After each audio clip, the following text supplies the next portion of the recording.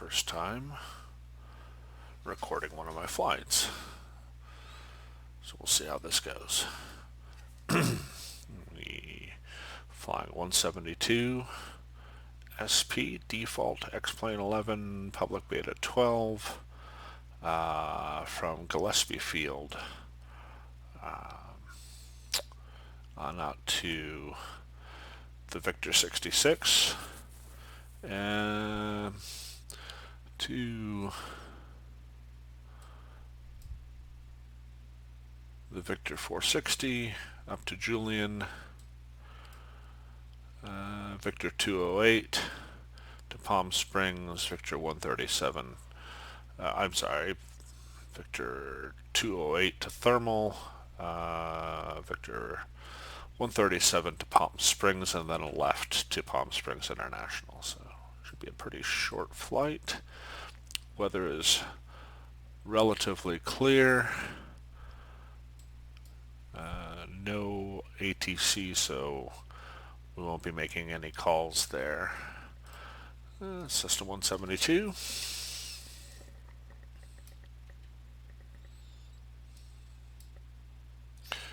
Alright, master switches, beacon, nav,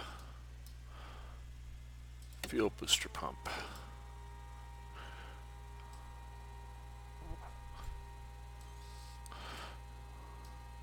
And start.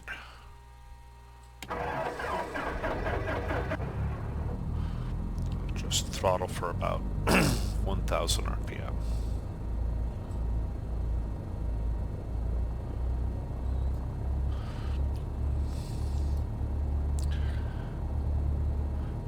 I am not a pilot in real life.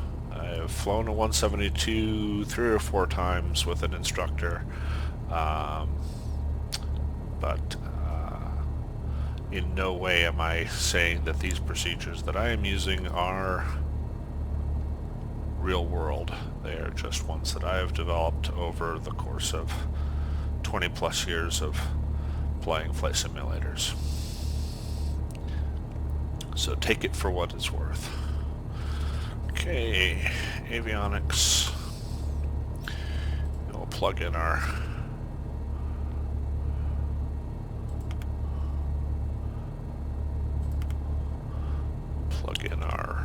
route here. Delete the old flight plan.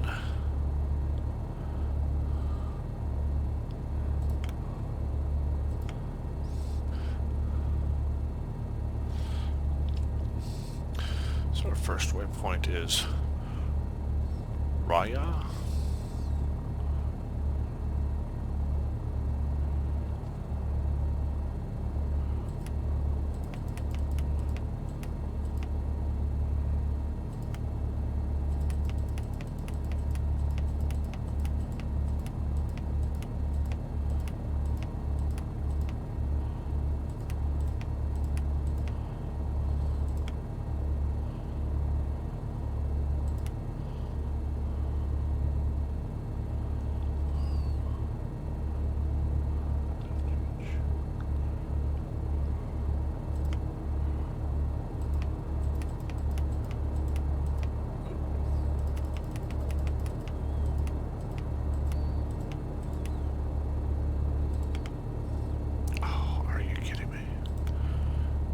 Still getting used to this.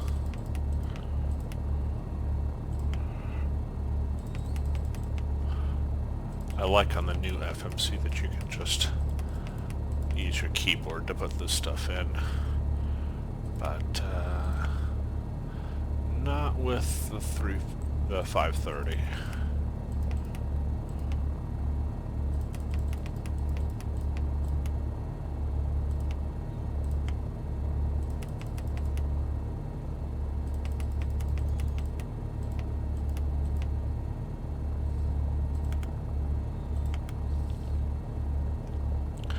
Cano.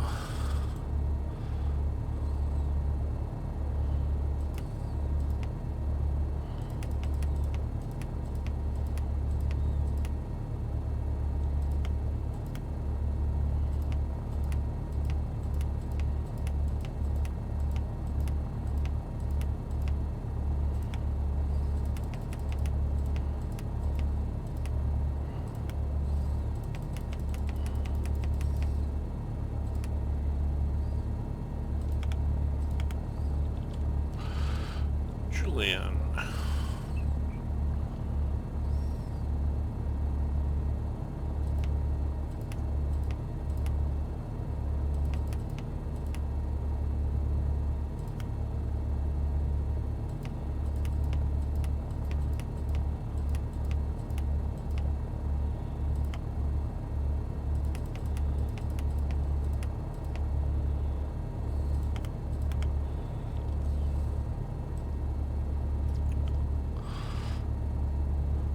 Thermal.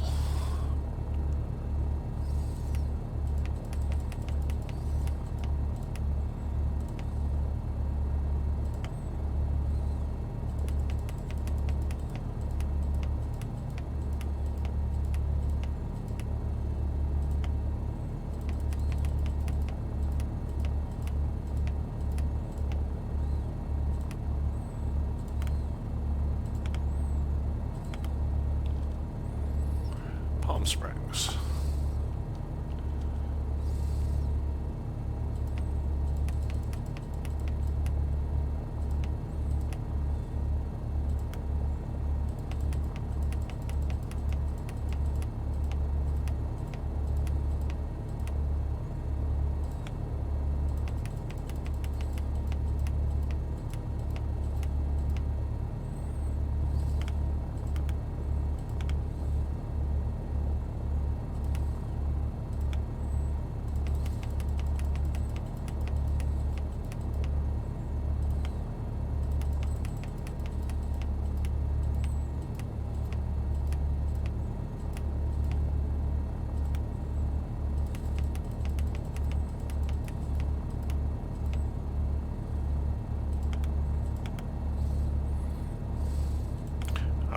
Good.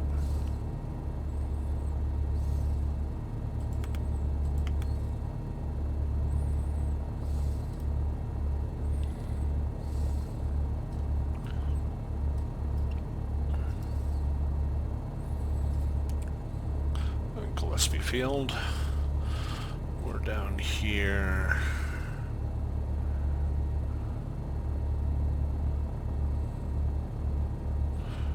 Down here in the West Transit parking.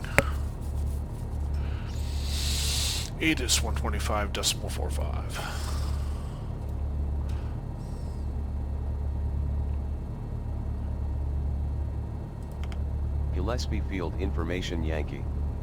000 Zulu weather. Wind 280 at 7, visibility more than 10. Sky clear, temperature 13, dew point 7. Altimeter 3003. Arriving and departing runways 27 right, 27 left. Advise on initial contact you have Yankee. Okay, we'll head on over to 27 left then.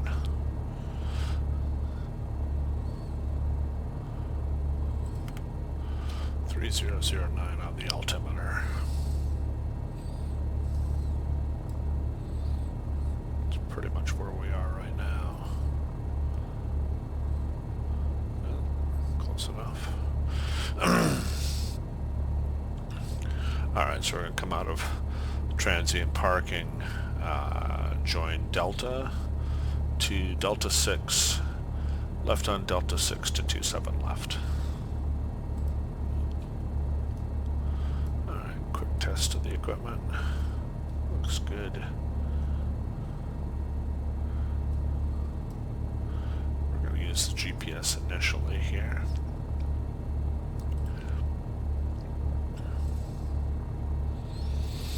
And we'll go ahead and put in 114.0 for Julian.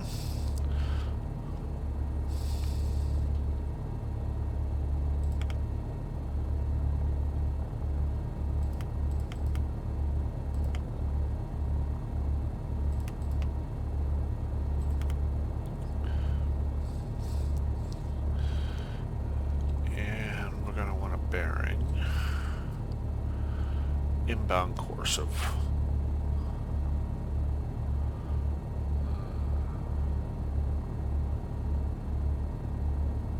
the reciprocal of 170.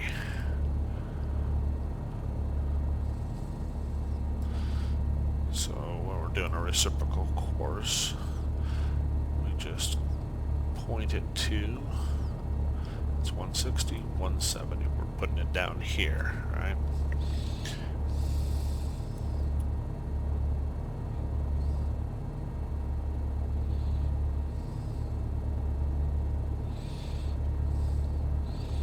So we'll fly it using the GPS to get us to Raya. Well, now let's do this old school. So we'll put in Imperial at number 2 at 115.9. 115.9.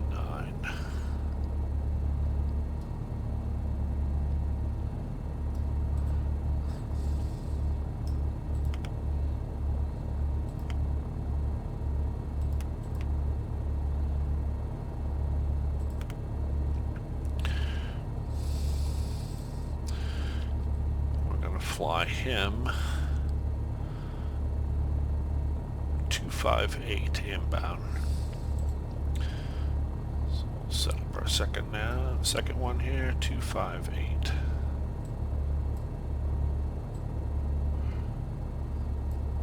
It's 270, 260, 25. So that's 25. Oops. So that's 255 there, 678. Close enough.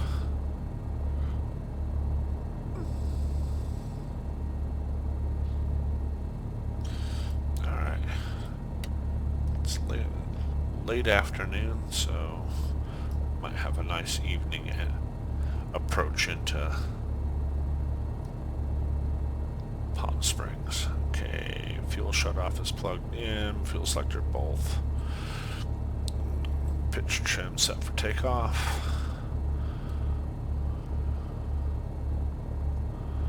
Alright, let's taxi on out. Like I said, no ATC tonight. We're just having some fun.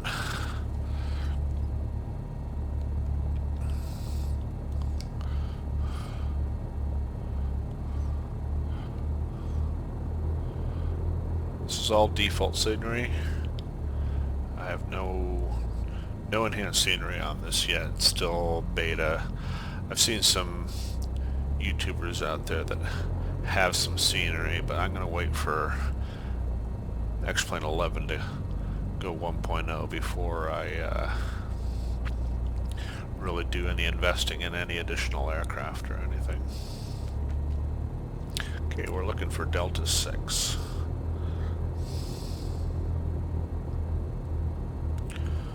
I like flying out of Gillespie. It's a well-detailed airport and not too far from where I grew up.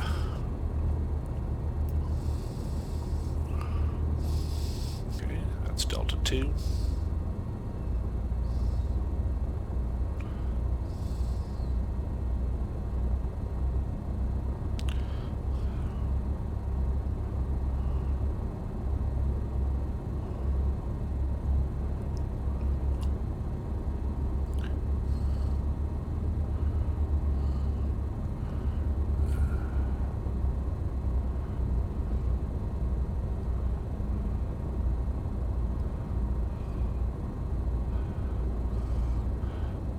Crossing Alpha.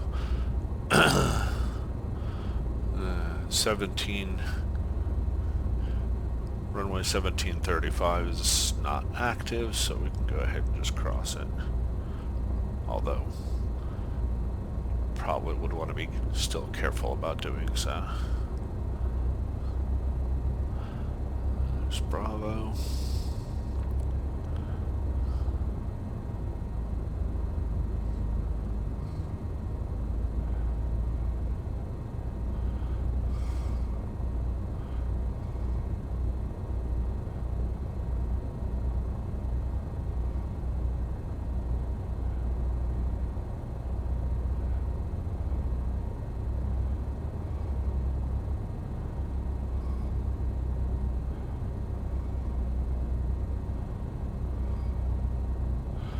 And there's Delta 6.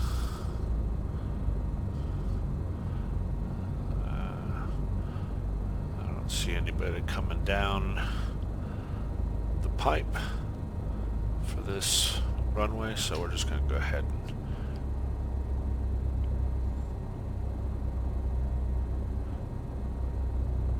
join 27 left here.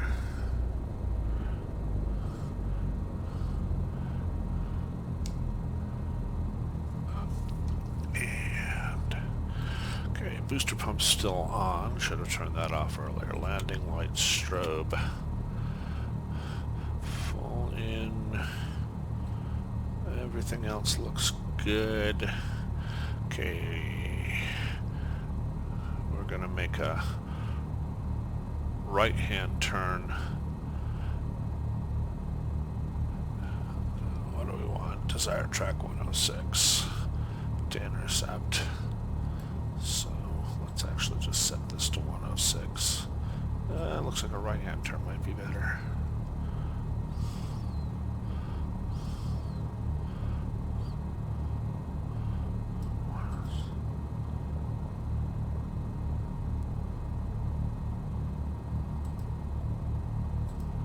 Just about there. All right.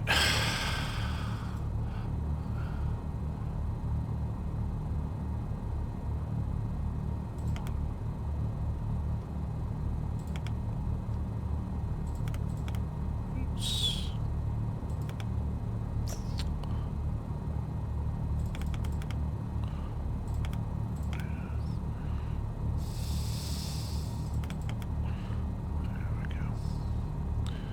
Transponder on.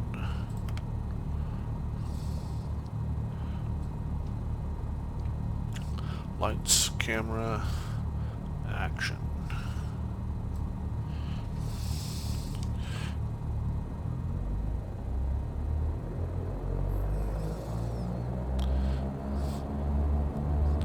It's important to slowly advance the throttle so that you can compensate for the aircraft's tendency to want to go to the left. There's 70 knots, just slight pitch up and let the aircraft just start to climb on its own.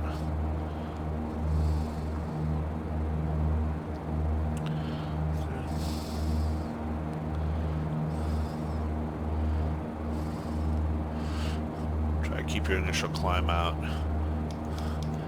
really no more than about 1,000 feet per minute. Mostly because it's unpressurized aircraft, and you're going to feel it in your ears in a real airplane if you're climbing much more than 1,000 feet per minute. 500 feet per minute is probably far more comfortable, actually.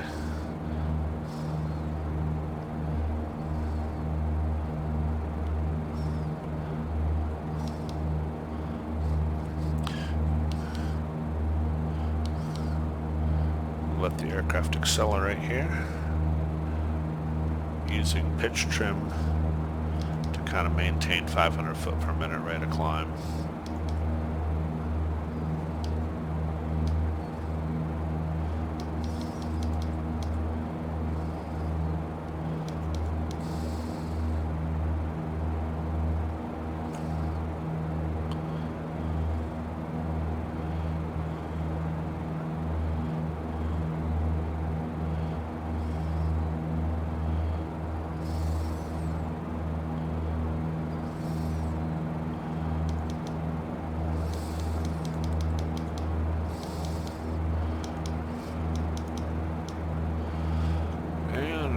Okay, so climbing.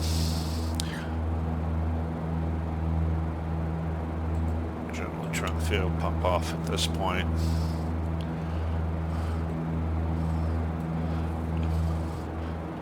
Not too worried about icing today as the temperature is 50 degrees outside. We're going to make for about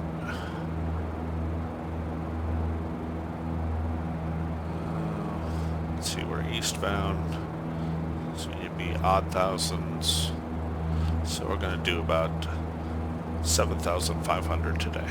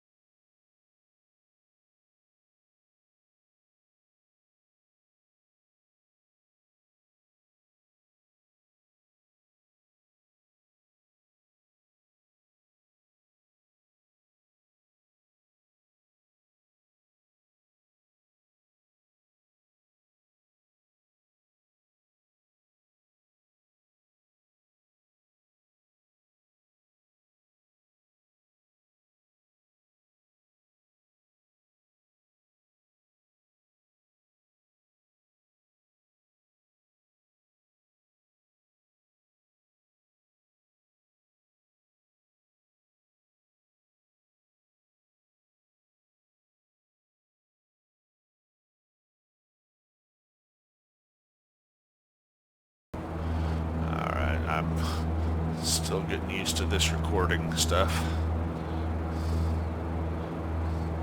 Let's see, we gotta intercept that course. View R2 says we're pretty much on target, but the GPS says we're just a little bit right of course. So.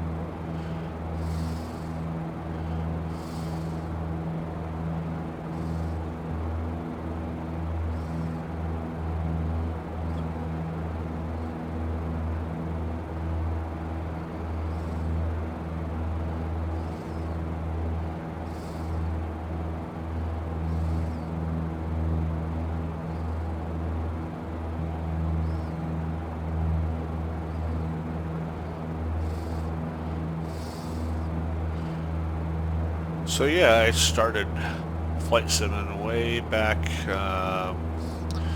Sublogic Flight Simulator, Sublogic Flight Simulator, Sublogic Jet, back in the 80s. Very,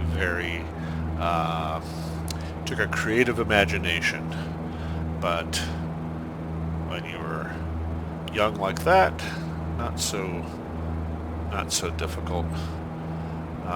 And hell, it was better than nothing, but really started getting serious into it with Flight Simulator 2 on the Commodore Amiga, if you can believe that.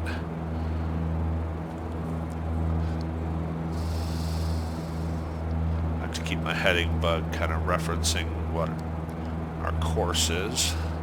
Makes it a little easier to stay on course.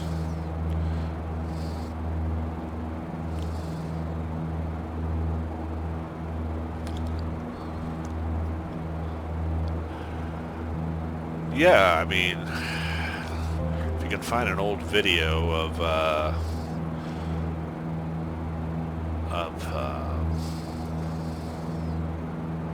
Flight Simulator 2, you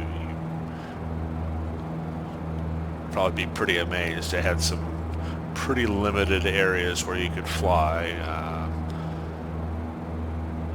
Chicago area and the San Francisco Bay Area was just about it.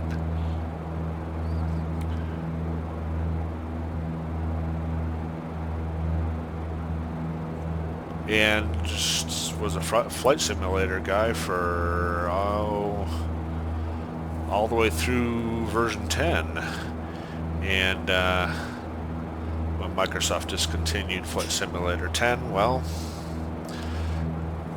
that's when I was introduced to X-Plane. I'd actually flown X-Plane back in X-plane11, and honestly, I was not impressed. And even early versions of X-Plane 10 were passable, but they really improved that simulator quite a bit. And now X-plane11 is the new beast, or should be the new beast. Just got to get out of beta, and then we should start seeing some nice payware aircraft. I generally fly GA aircraft. Big Iron, honestly, it's technically complex, but really the modern ones, the Airbuses and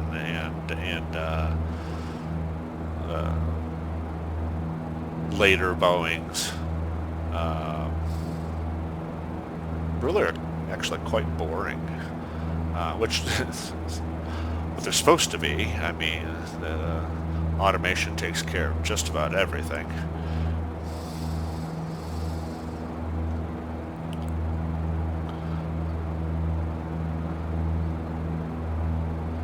I'm not picking up that signal for Julian. Got it down here, but it it's not being reflected. Oh, you know what? That's why. That's why. Yeah, I had the nav data was being sourced from the GPS, not from the nav1 radio. Okay, so as that starts to come in, we'll make the turn to the north here. So I'm hand flying this one, no autopilot. Pretty rare for 172 to even have an autopilot, but even when they have it, most people are rudder and stick the whole time.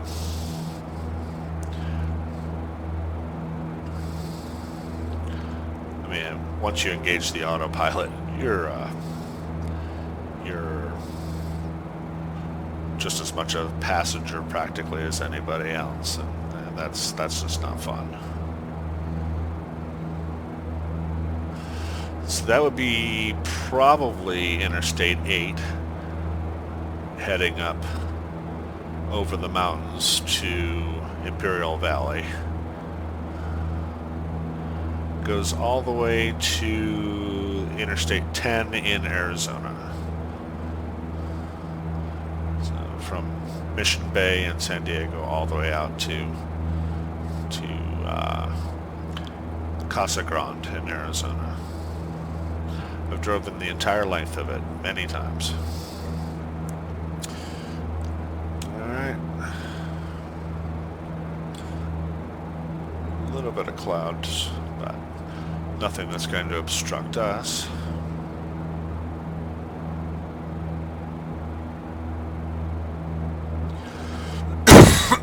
Excuse me.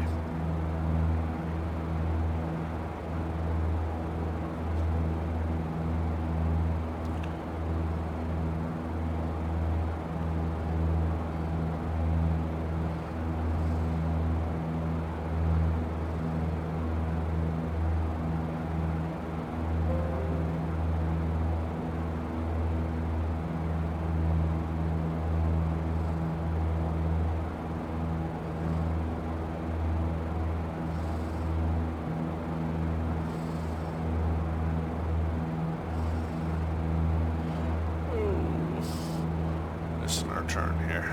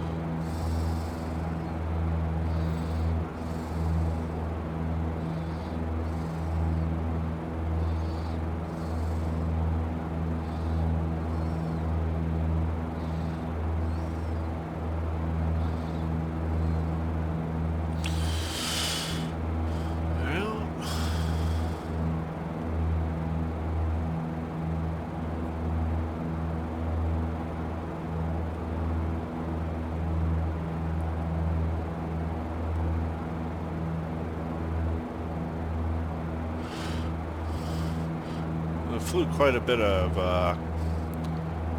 flight combat simulators in my day as well.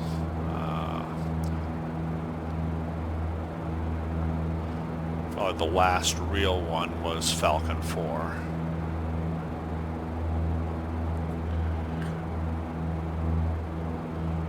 Tried getting into DHS Is it DHS?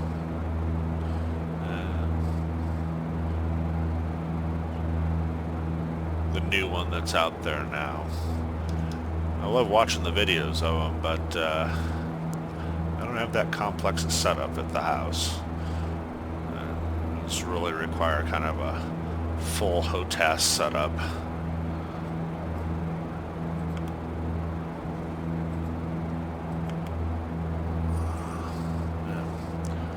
Wandering all over the place here. Coming up on our altitude as well.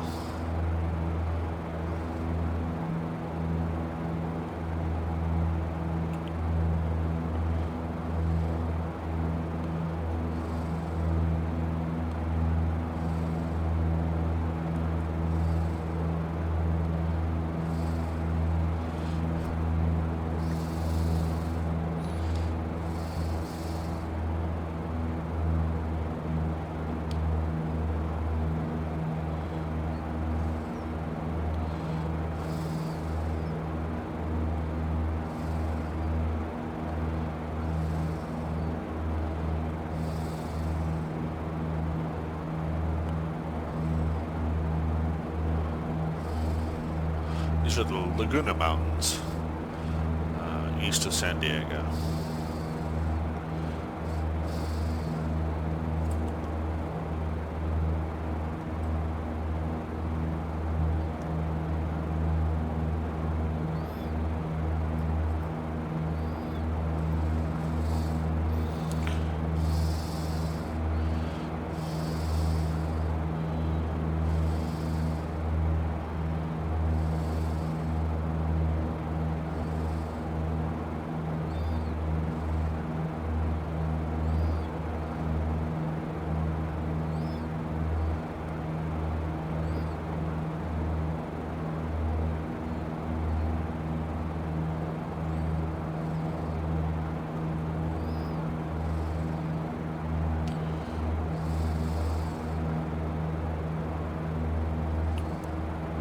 Highest peak out here is about, at least along our flight path, is about 6,400 feet. So at 7,500 we should be pretty safe.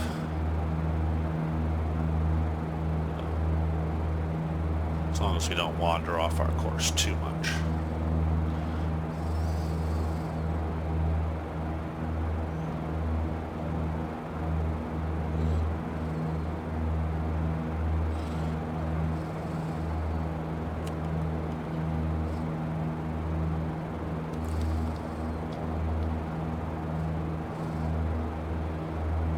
Little high.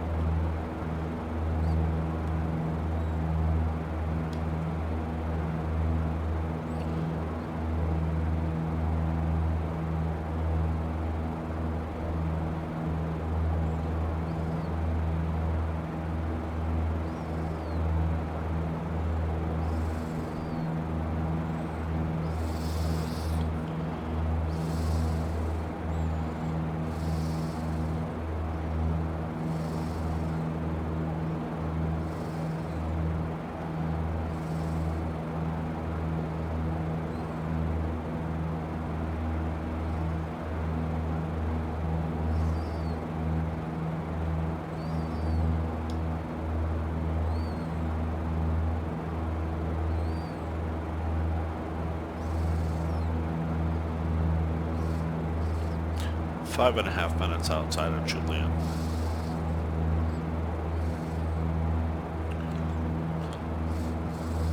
It's likely the town of Julian right in front of us.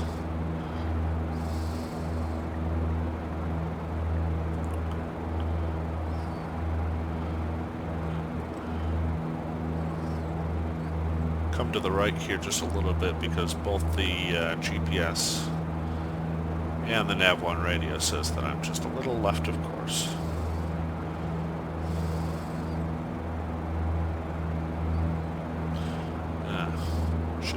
trim.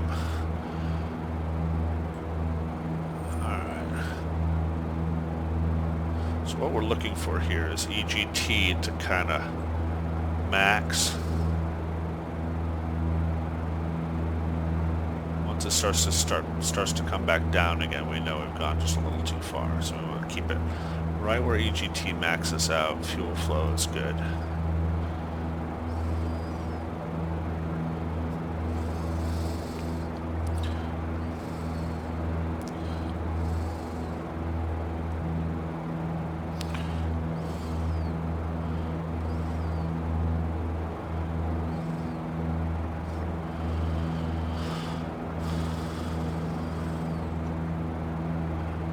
Okay, corrected our course deviations, so we're going to go ahead and bring it back to 354.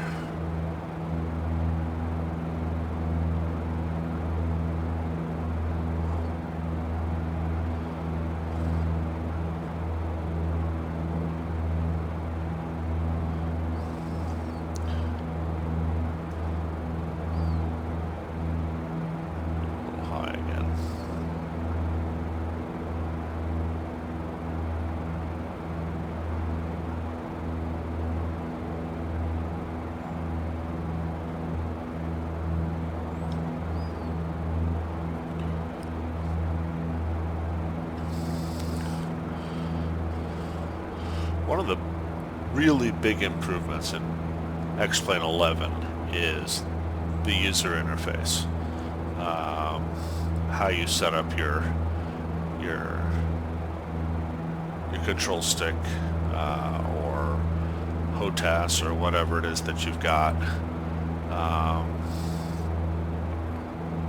The old interface was just atrocious. It was absolutely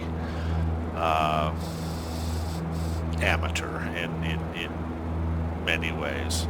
I mean, it was complete, don't get me wrong, but it was just an unusable mess. It really was. And I'm sure there's people out there that will disagree with me on that, but yeah, it's just absolutely crazy.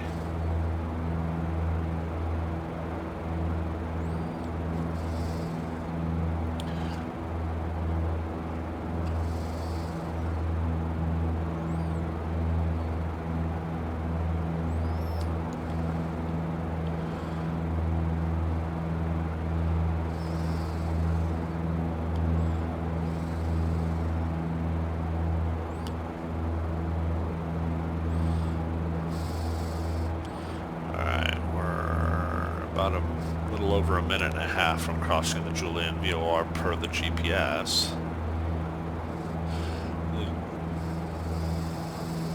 We're over a mile up, so, well, but not a mile from the ground, but still, you're going to have a little bit of strangeness going on with the VOR as you get in close to it.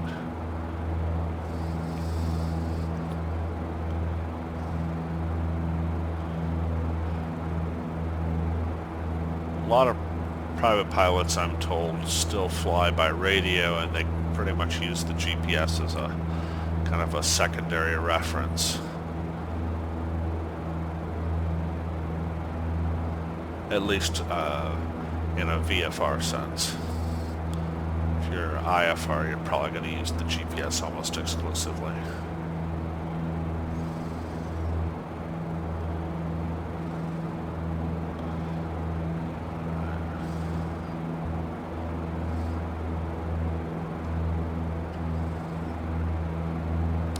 So we've got an airfield out in front of us. I'm not exactly sure what that is.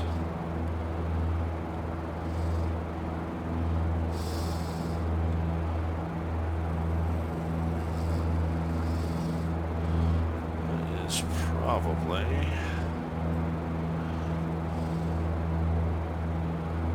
Warner Springs. Probably Warner Springs.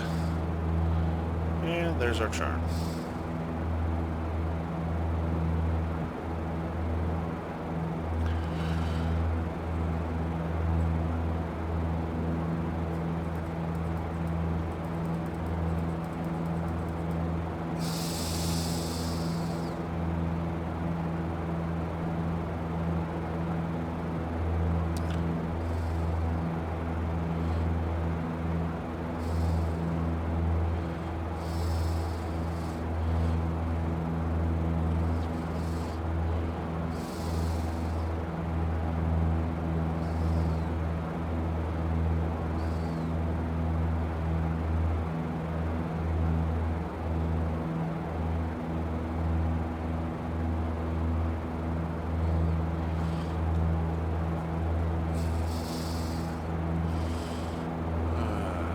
gets us up to 13,100 here.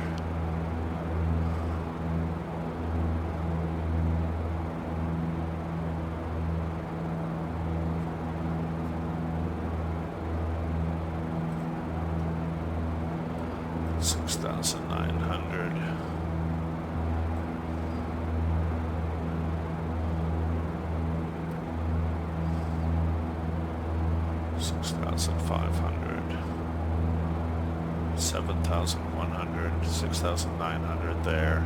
We should be good as long as we stay on this track.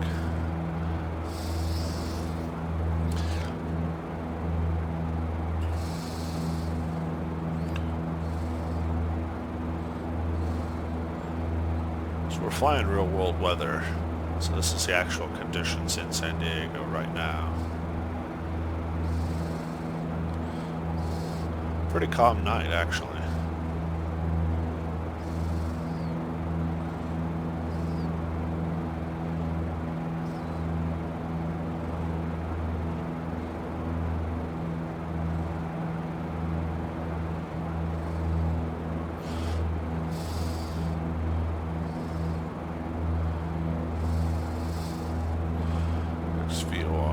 Is thermal at 116.2, so let's get over to that.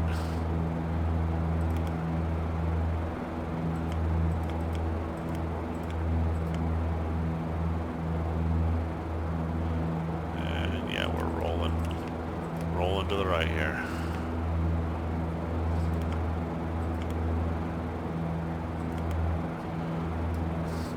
Alright, let's correct.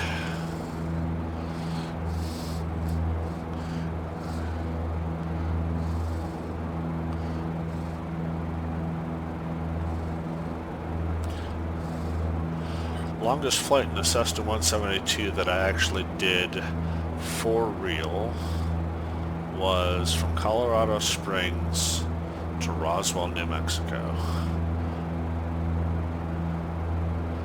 I did it during the day and in the spring. And the flight back, actually. It was a round-trip flight. We stayed down in Roswell for the night and came back the next day. But flew in the right seat and just kind of maintained course and altitude. Had the actual licensed pilot. He conducted all the takeoffs and landings and kind of kept an eye on me. It's a lot of fun. That was about 20 years ago.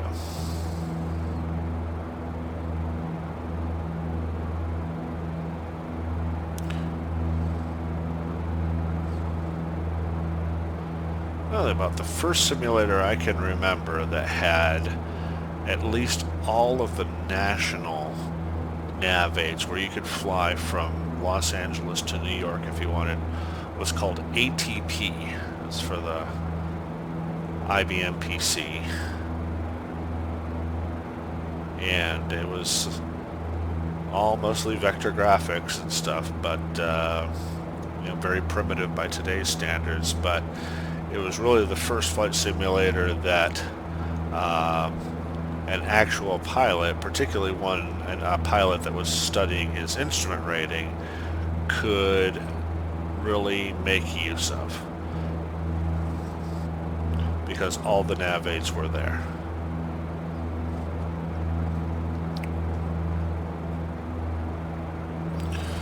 It is dark. Nothing but dark outside.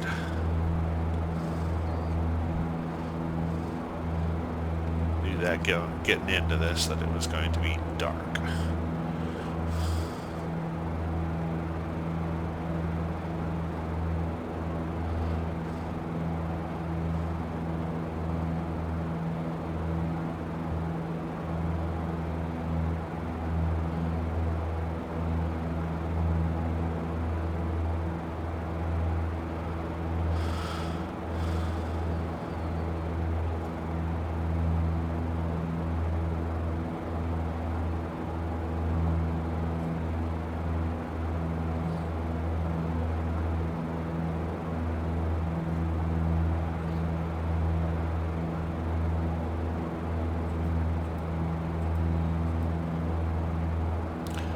a little compass drift here. You have to correct for it every once in a while.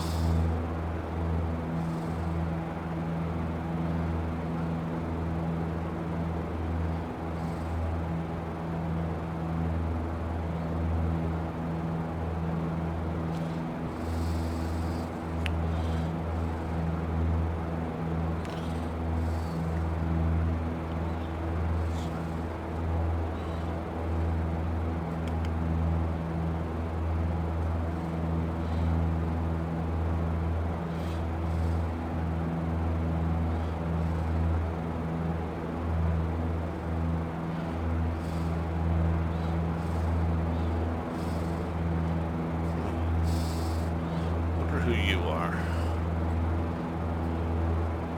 Borrego Valley.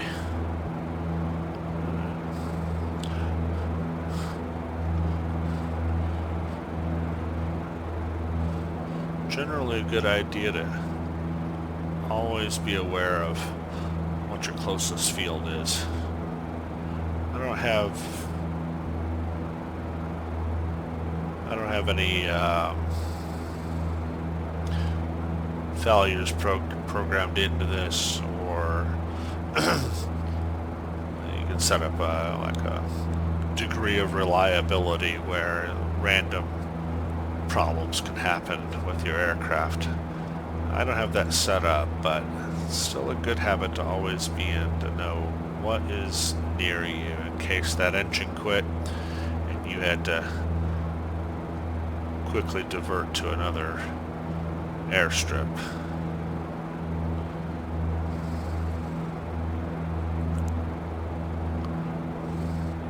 It's a facility within the Garmin 530 that will show you what the nearest airports are as well.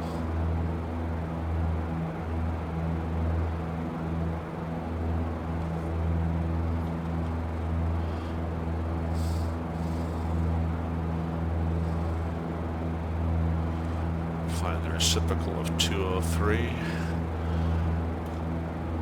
203.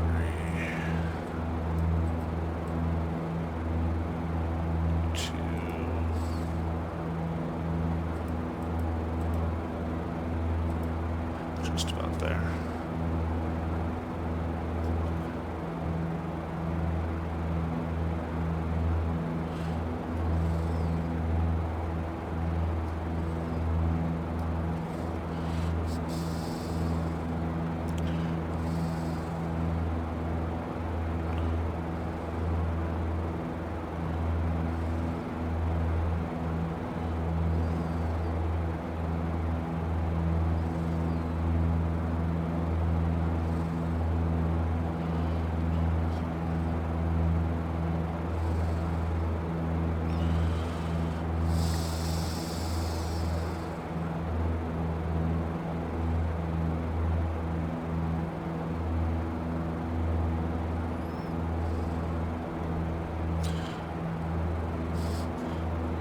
Aircraft out there?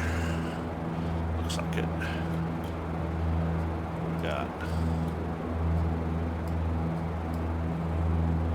Can't tell what he is, but some traffic out there.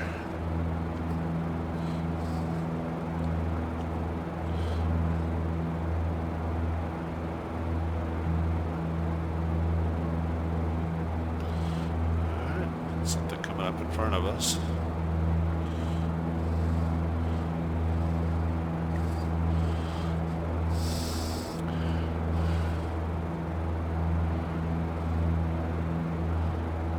Cochrane Regional.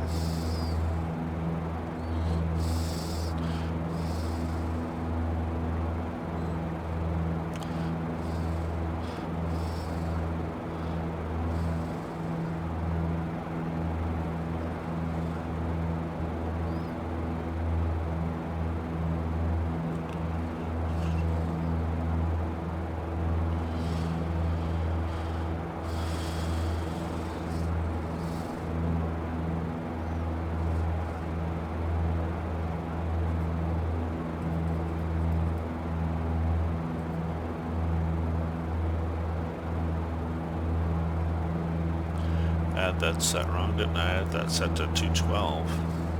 That's why it was rated wrong. I was wondering.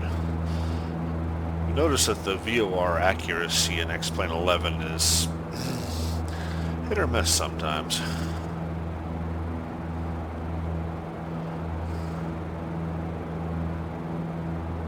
Shooting a VOR approach into Syracuse, New York earlier. I can't remember the exact altitudes, but we were supposed to be at like 2,000 feet MSL at about 6 miles. And we were like 3 miles. And it was not good. If you tried to shoot that approach, you would have overshot the airport every single time. Or, yeah. The DME would read about 3 miles. It was actually ILS, because it's like 3 miles, and you were just intercepting the glide slope at 2,000 feet, and you were supposed to be intercepting the glide slope at like 6 miles. So it was all wacky. It's not a good approach. Fortunately, it was a clear day, and I could see that it was just way, way off.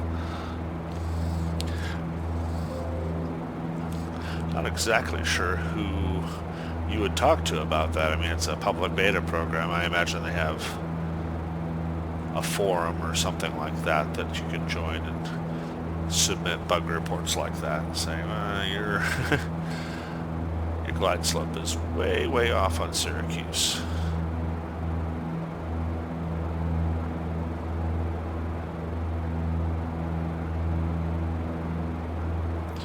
Oh, I am low. I've not been paying attention to my altitude.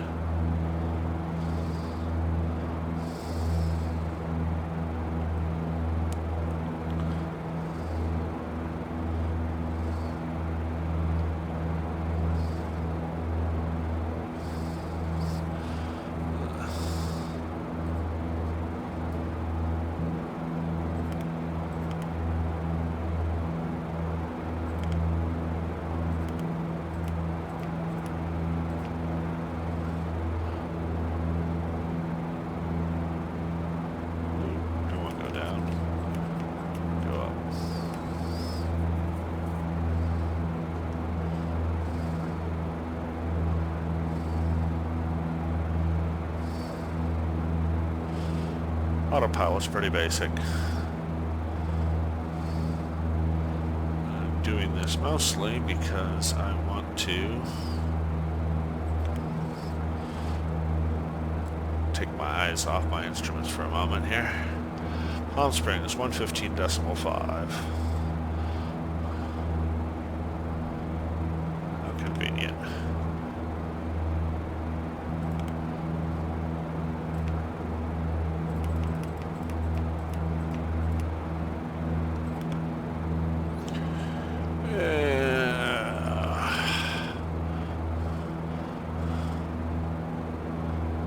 Reciprocal of 124.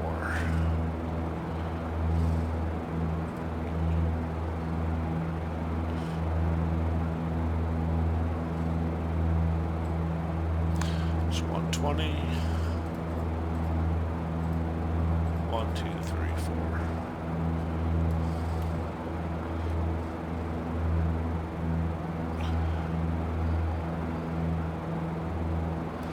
Alright, let's start looking at Palm Springs.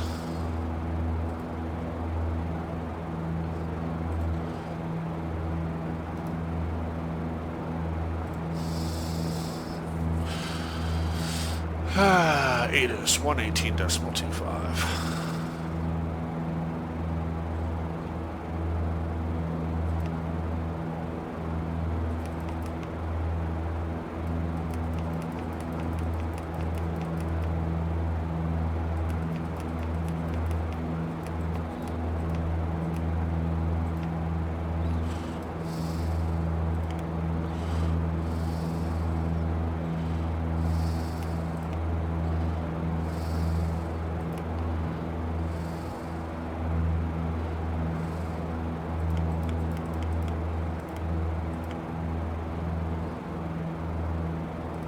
Palm Springs INTL information Zulu.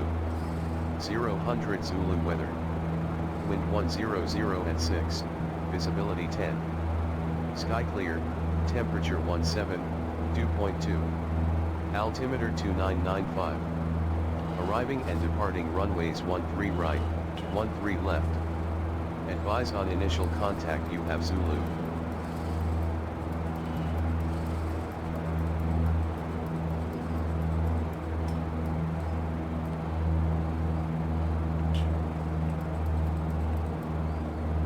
Palm Springs INTL information Zulu. 000 Zulu weather. Wind 100 at 6, visibility 10. Sky clear, temperature 17, dew point 2. Altimeter 2995. Arriving and departing runways 13 right, 13 left. Advise on initial contact you have Zulu.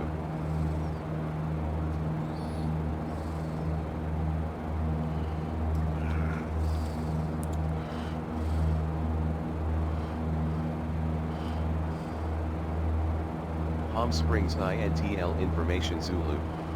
000 Zulu weather. Wind 100 at 6, visibility 10. Sky clear, temperature 17, dew point 2. Altimeter 2995. Arriving and departing runways 13 right, 13 left. Okay, Advise so we'll on make for initial 13 contact right. you have Zulu. Now come on over here to general aviation parking.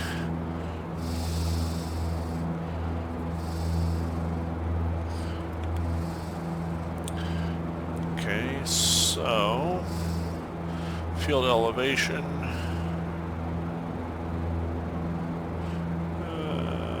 407 feet at the threshold.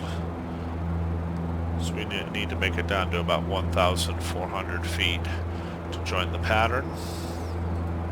So we'll go ahead and start our descent now. Let's dial in vertical speed. Descend 500 feet per minute. There's the airport right there.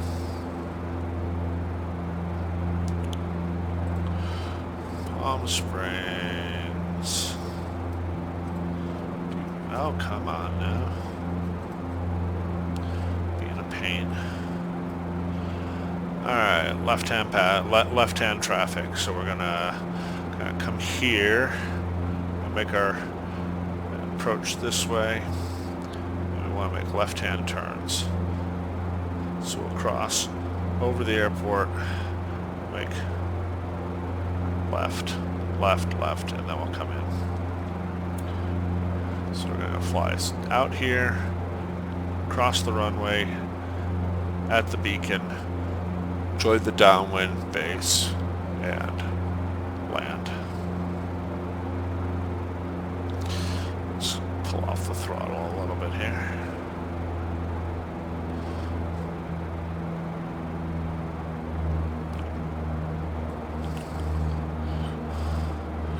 I'll go ahead and set my heading bug to 3-1, since that's the runway heading.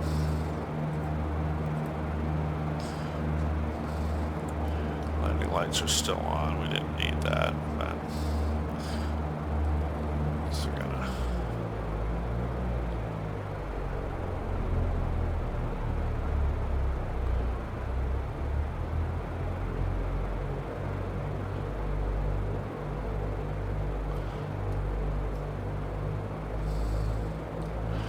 don't ask me what I was just doing there, I have no idea. Just the range here. Palm Springs at night. I want to watch out over here, there's some pretty tall mountains. So if we have to go around, we're going to turn left to stay in the pattern, but we don't want to wander too far away from Palm Springs.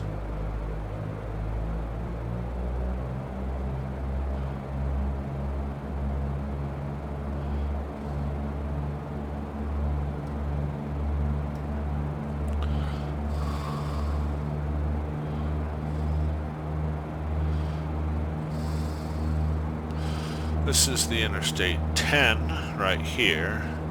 Goes all the way It's not drawn in, but it would go all the way between these two big mountains into the valley and through Los Angeles and end up at the Santa Monica Pier.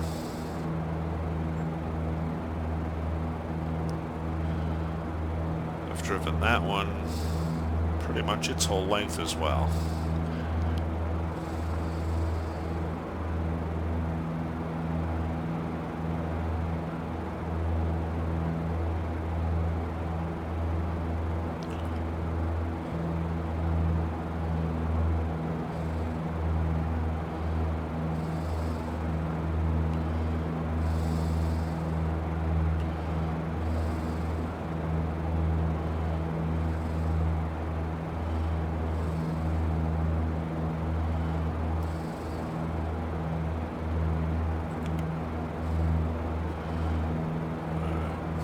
Fly it by hand.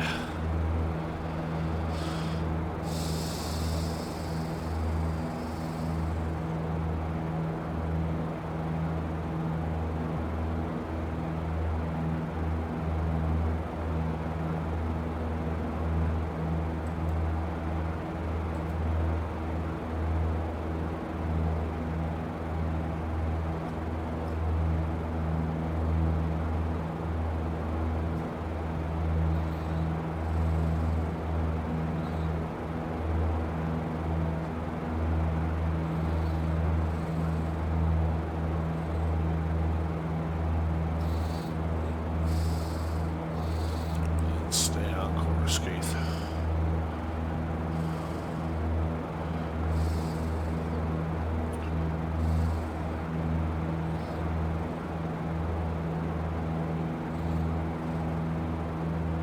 I think you'll notice after flying Victor routes a lot is that they tend to follow major roads.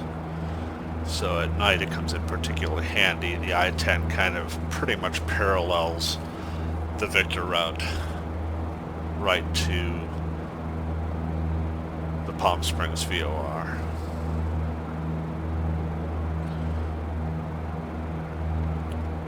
So there it is. Just keep on holding this course until we're just about perpendicular to the field, and then we'll turn in. I'm gonna have to lose some altitude, so I've increased my rate of descent to about 1,000 feet per minute. Little uncomfortable, bad planning on my part probably, but what can you do?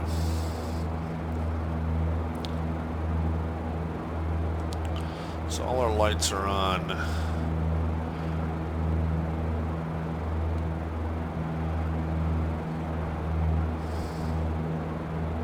So we join the downwind leg, we'll put in our first set of approach flaps. We turn base, we'll put in our second. And then as we're established on final, we'll put in our third.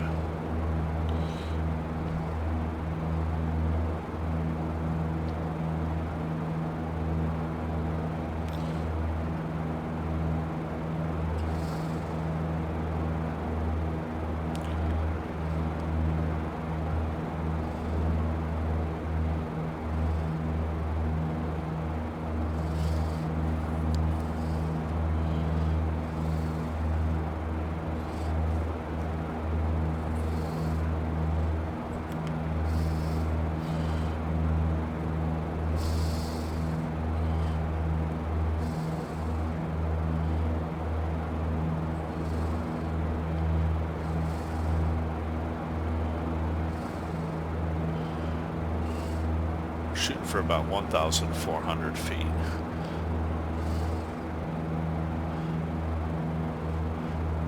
Most pattern altitudes for airports is about 1,000 feet AGL.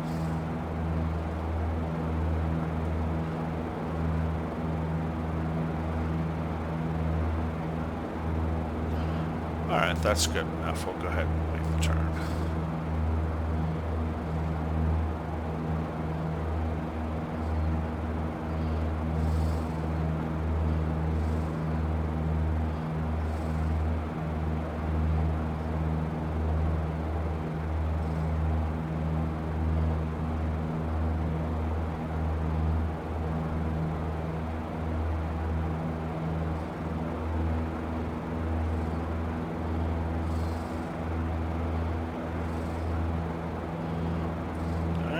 just about perpendicular with the runway. If we'd stayed with our initial heading just a little bit longer, we would have been almost perfectly perpendicular with the runways, but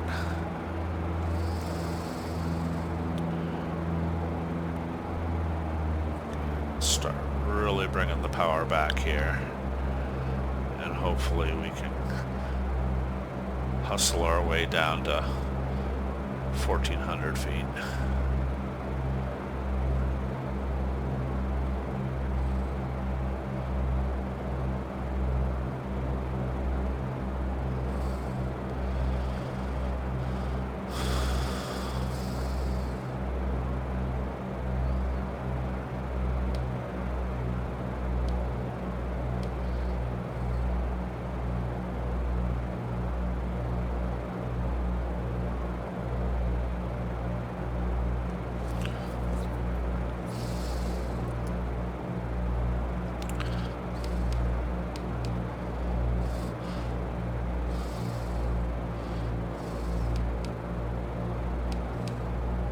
So as I throttle back but use the pitch trim to hold about 1,000 feet per minute rate of descent, that's going to naturally result in the airspeed bleeding off.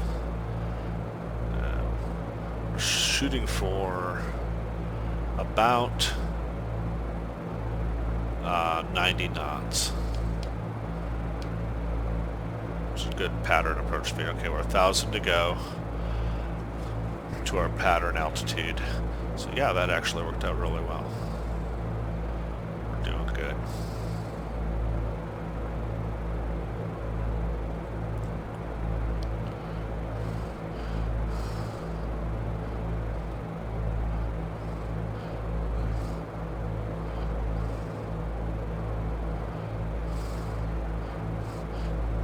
There's our runway right down there. Taxiway. That's parallel to it.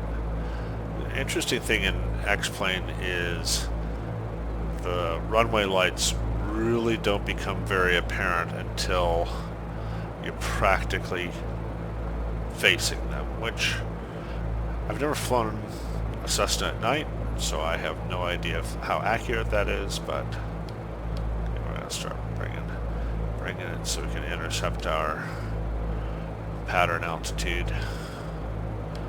There we go, 1,400 feet. Give it a little bit more power.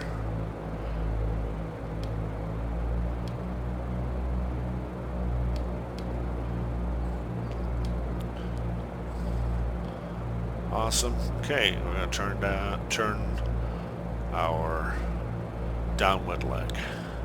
So this is the reciprocal course, or reciprocal runway heading. So we put that heading bug right on the bottom pointer there. We're getting a little low. And now we'll just kind of jot over here. And there's the airport. And let's put in our first set of flaps. We're going to begin slowly descending.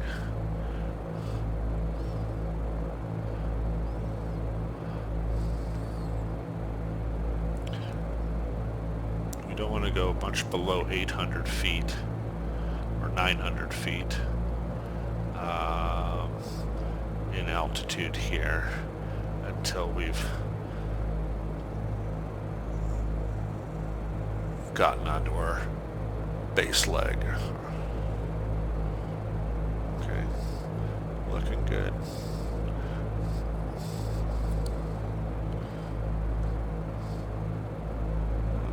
A little bit of gas. A little bit of gas.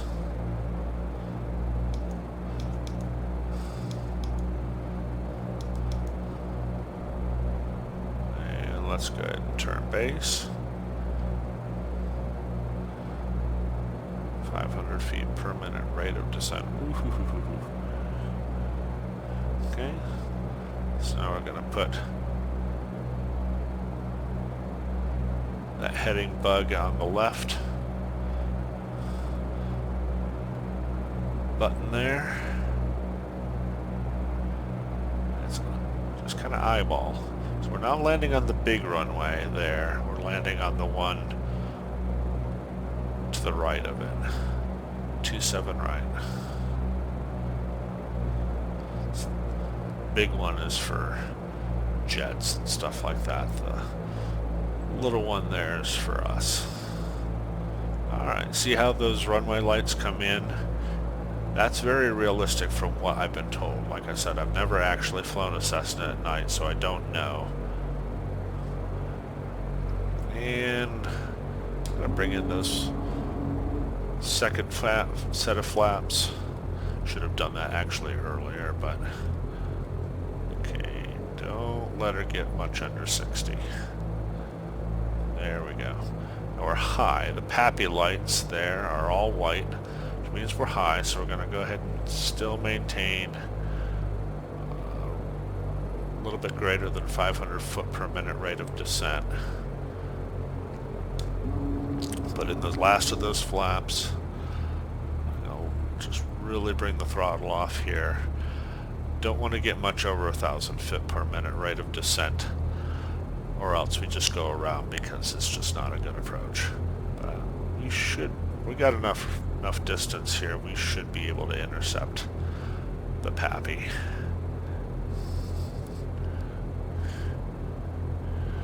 Landing lights on. Fixed gear aircraft, so we don't have to worry about landing gear. We'll assume clearance is received. There we go. 500 foot per minute rate of descent right there. Just throttle as needed to maintain your airspeed. Keep it in the green. Keep it in the green. And we're a little right, and roll the throttle completely off. Oh, okay. That wasn't pretty, but it was survivable. Okay.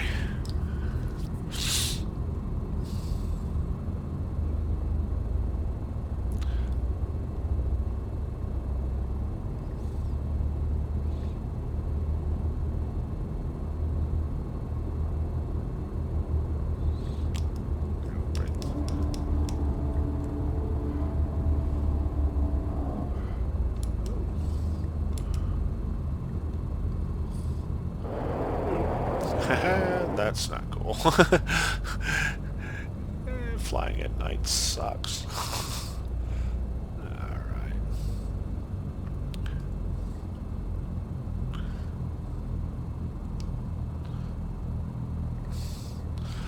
Alright. Taxi light's already on. Strips off.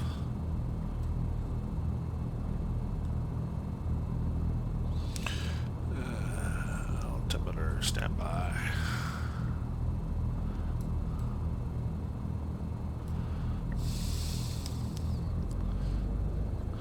Get over to general aviation.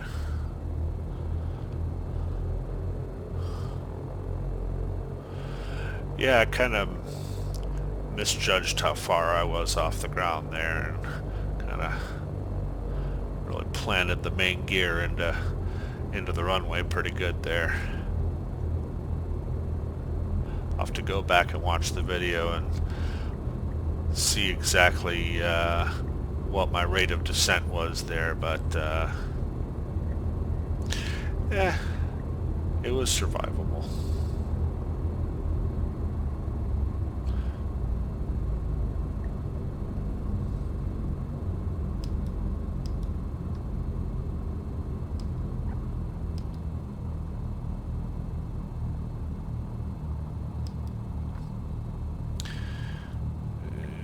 Okay.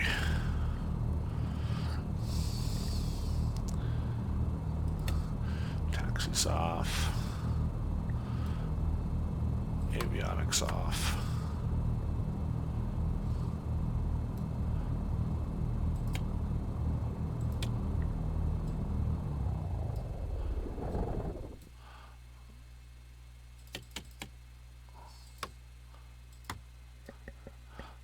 right.